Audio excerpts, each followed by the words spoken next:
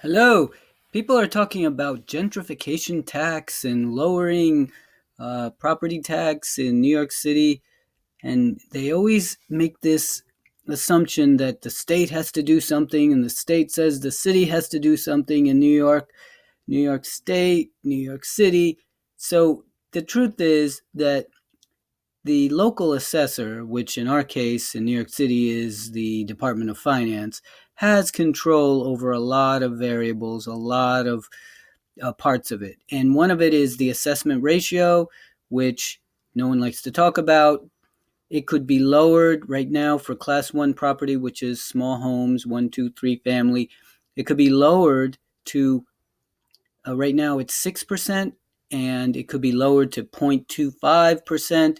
And that would force the tax rate to first of all go up, which would have to be a vote, and people should watch that vote, who votes for it, who votes against it.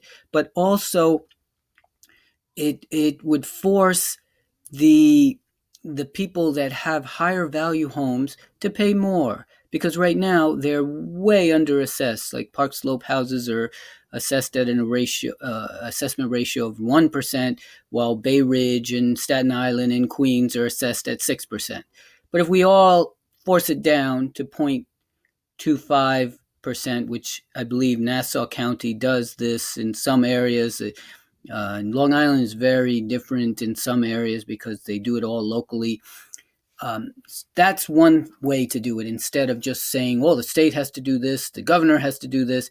Actually, the Department of Finance, the local assessor, has control over that, the assessment ratio. And if we read the law, which for some reason is very difficult to figure out now, to find because of what's happening under the if you search on the New York Senate site, you can't even find the law anymore. But if you look at it, it says very clearly, this is in the Google cache because I couldn't find it in the real site anymore. Maybe they're moving the real property tax law someplace else. But it says that right here, the previous assessment by no more than 6%. That's a maximum, not a minimum. So the Department of Finance could increase the assessments, because that's truly what's increasing taxes are the assessment increases. There's not a big increase in tax rate happening. So if your house so-called is underassessed, quote unquote, then it goes up by 6%, 6%, 6%, 6%. Then they give you a break for 1 year, and then they do it again and again and again. But if you read the law, it says no more than 6%. So the local assessor could do it 0%. 0 is less than 6. Also, the assessment ratio, I don't think, is in law at all. So I search on that law. I searched to see, and it looks like someone is trying to pass a law, a state law, in the assembly to change, to make it so that for class assessment ratio for class 1 shall be 6%. That I don't think is in the law. I think they're trying to add that right now because they realize it's not in the law. The state doesn't control that, which it doesn't make sense for a state to control every little thing that the local assessor does. I think New York City or the local assessor should have some control, and the community should have some control. But everyone likes to point fingers at everyone else. So I recommend that we stop listening to these people that are just trying to gentrification tax.